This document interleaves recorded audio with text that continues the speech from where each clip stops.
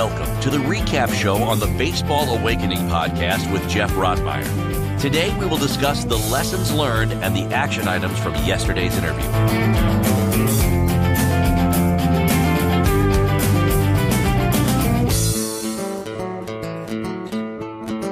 Hey guys, Geoff Rottmayer here with the Baseball Awakening recap show, where I share with you the biggest takeaway I got from my conversation with Bruno, as well as how I plan to implement what I've learned with my players that train with me in my academy in Tulsa, Oklahoma.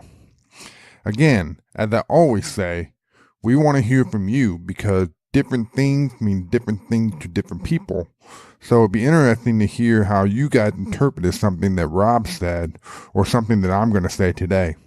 I'll make a show where I read these emails because we can all learn something from it. So my email is going to be Geoff, Geoff, at baseballawakening.com. So give me your thoughts, your comments, and your feedback. So Bruno, a guy that, a very highly respected guy in the youth baseball industry. A guy that's had some success. He's a pioneer of what we call the travel ball development teams. And this guy could easily have gotten pretty comfortable with where he's at. But he continues to kind of learn and adjust to the times. And he continues to put out the best teams with super high quality guys. So this guy he's a very humble guy. He's a guy that's willing to give credit where credit's due. In an alpha dominant industry, he's not a know-it-all. He gives credit where it's due. So it's just a highly respectable guy. So anyway, I started asking Rob to tell us the difference between travel ball when he first started in 91 and 92.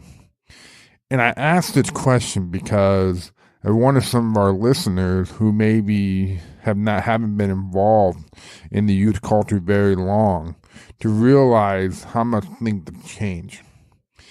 And there was a couple things that he said that I absolutely agree with. And he said several times throughout the conversation that things have gotten out of control. But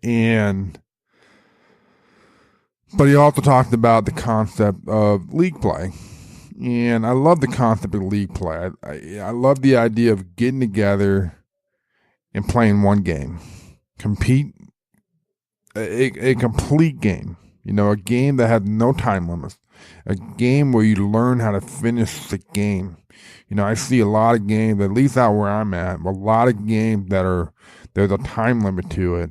And these kids are not learning how to finish games. So I love the idea of the league, going back and just play one game and where you're really, really trying, because you should be mentally and physically exhausted after one game. In the tournament setting where you have 3 to 4 games in a day, you almost have to kind of reserve your energy to make it through the day. So I don't know if anyone else feels that way, but I do. I walk the ball field and you just don't see a whole lot of energy. And the team with the most energy are the ones who perform the best. So I love the idea of the league play, and I would love to see that come back. The tournament stuff probably will always be around, but I think the idea of the league play and learning and just going out there and playing and getting better, it's going to be a big part of it. And I think it's great. And to go back on this thing where Rob said that things have kind of gotten out of control, he talks about how you don't really have to qualify anymore going to a national tournament, which these national tournaments are kind of getting watered out a little bit, and essentially becomes a moneymaker thing for the tournament directors. When you have to qualify to attend an event, that you're going to get quality teams with quality competition. And for the kids that are ready for that type of stuff, that's what they want to play. That's what they need to play. for them to continue to improve and continue to develop. And for the guys that are not ready for that stuff yet, it's okay. Keep working hard and you'll get to that level. But the ones, again, the guys who are ready for that level, they need to face the best of the best.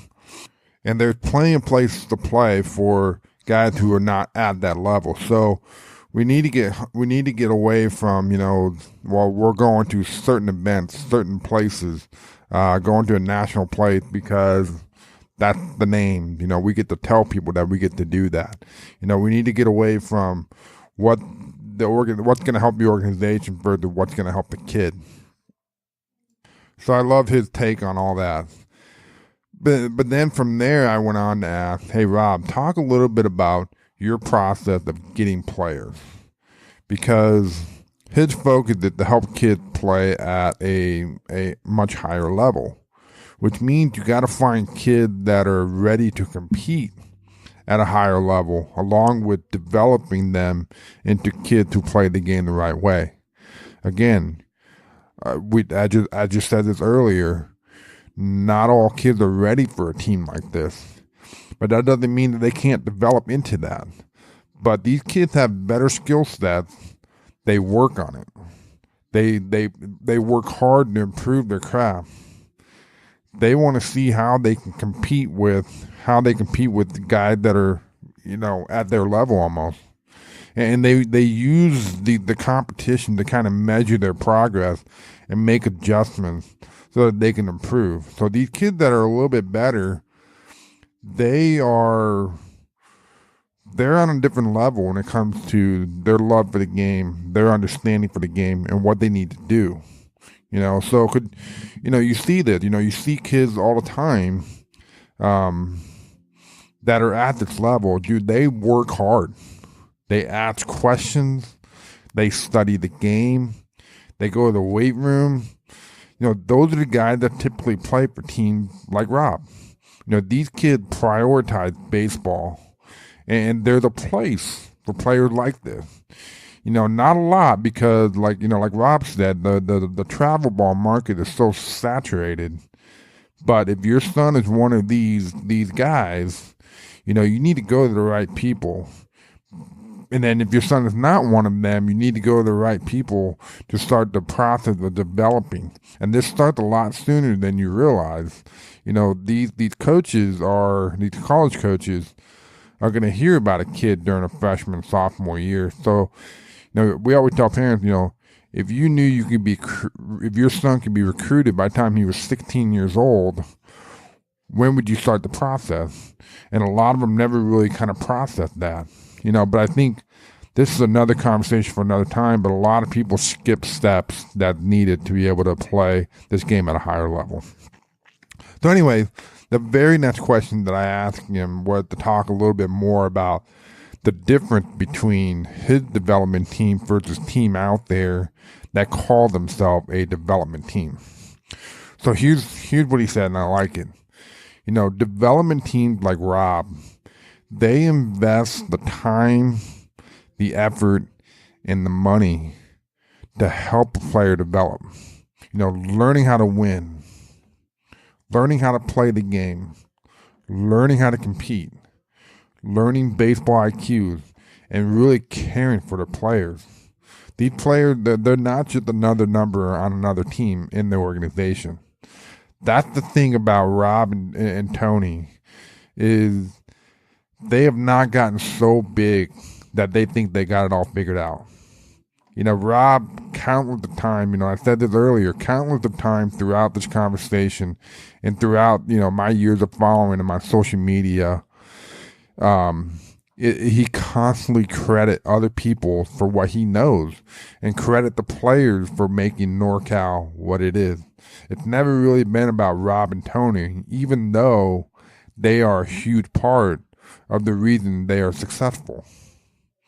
So again, in an industry where there's so much alpha dudes who like to pump their chest, it's refreshing to see guys like Rob out there who is willing to learn and continue to evolve and reach out to people and give credit to those people. And then I went on to ask him later on, I said, Rob, what can a player expect when they first join a NorCal team? And he quickly said that, we welcome them wholeheartedly into the family. And then we take them through our process. They not only learn what they do, but they learn why they do it. This whole teaching the why part, this can be a very time-consuming process to explain a kid everything that they need to do and explain why they do what they need to do. But it's a very super important part of the process, because if you put the time in up front, it will get easier. And the buy-in will be easier because they understand it. I have so many kids that come to me and tell me, my coach told me to do this. And I will ask them why. I'm not going to say it's wrong. I'm curious. I just want to ask why.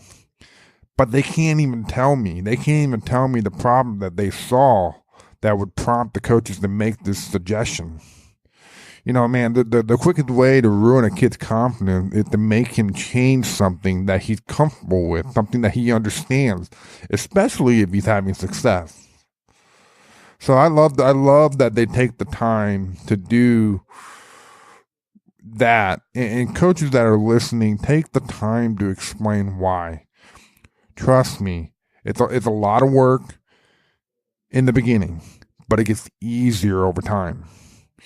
Build the player, and then, for the players that are listening, build the courage to ask your coaches to explain why.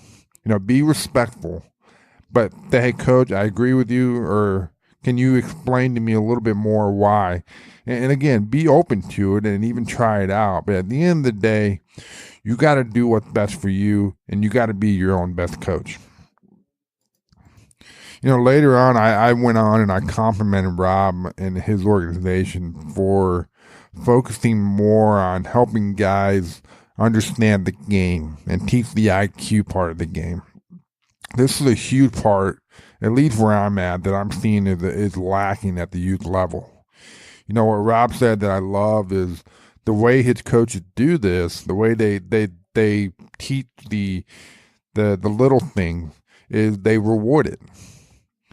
So they're rewarding a guy when he does the thing that, a heads up play, or they're trusting their instincts, but they're allowing them to make mistakes. But I also love how he said they take that opportunity right then and there, and they discuss the mistake that someone made and make sure everybody can learn from it instead of jumping all over them and getting mad at them.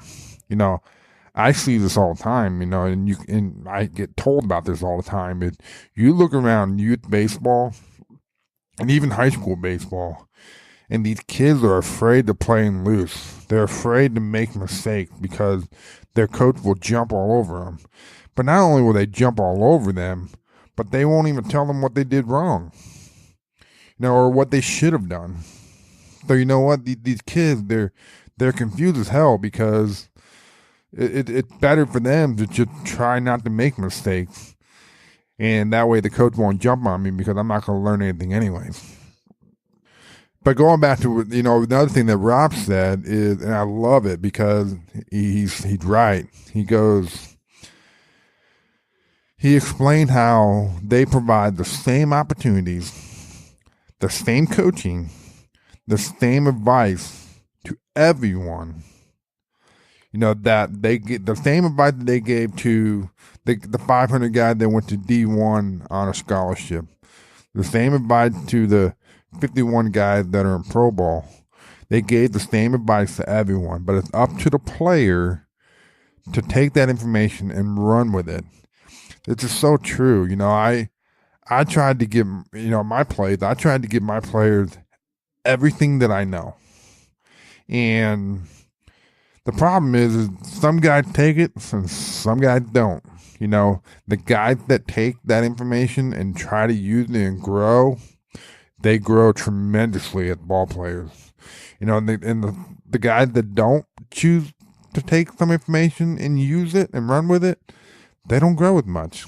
So, like at my place, we have a process, and we want guys to follow the process, the routine. It's like going to a college atmosphere. You're doing your routine. And there are guys that, we have to stay on top of them because they want to skip steps. We have guys that half-ass certain things. We have to stay on top of them, but at the end of the day, they got to want it, and they got to want to get better. So it's really on them. But you will see who wants it and who doesn't by going through that process. And then we shoot back to, okay, Rob, in this culture, we have, it's very hard to keep anybody happy. You got to work extremely hard just to keep people happy. Okay. So I asked him, how do you deal with players that are unhappy?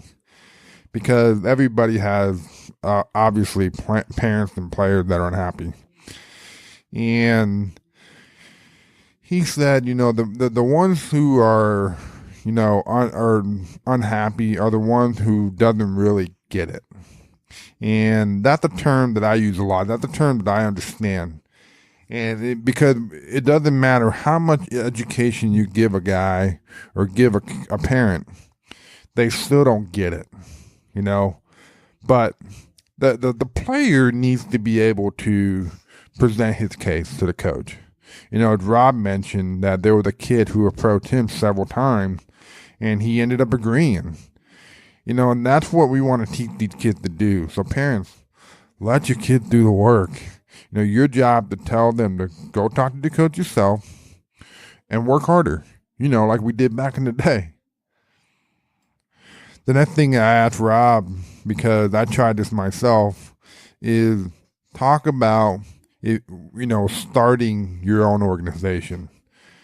It's extremely hard work. I tried it, and we did okay with it, but there was a lot of work, and it just seemed like no matter how much I gave and the discount that I gave away, they always wanted more. There was never enough.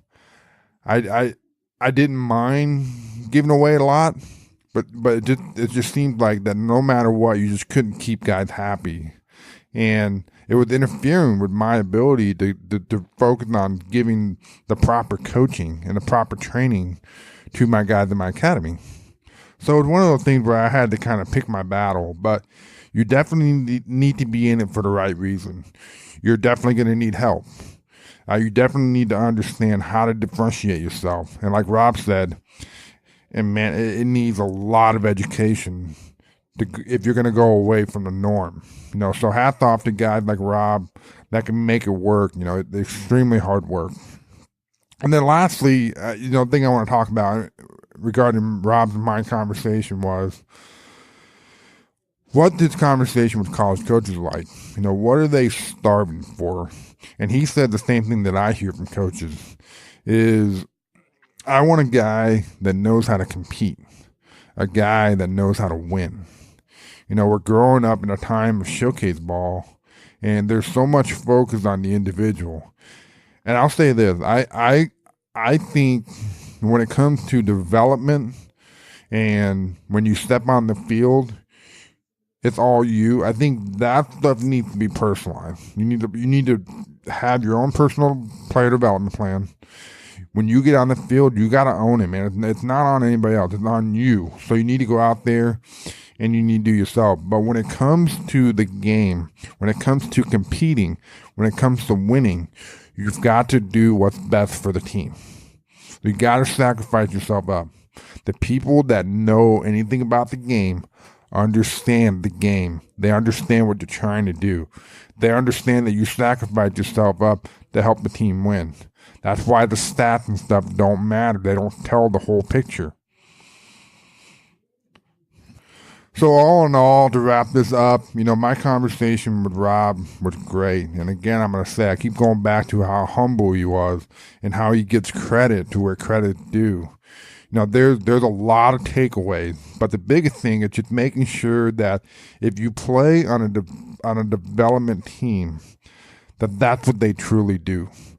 A lot of organizations take credit for kids who just happen to wear their uniform one time. So be careful about that. Find the team that's truly going to develop you, that's going to be honest in their evaluation with you, that's going to educate you, and that's just going to help you grow as a baseball player on and off the field. So thank you for tuning into this conversation. If you didn't listen to Rob's conversation, you need to. The hour of just pure goodness. So make sure you check that out, and thanks for listening.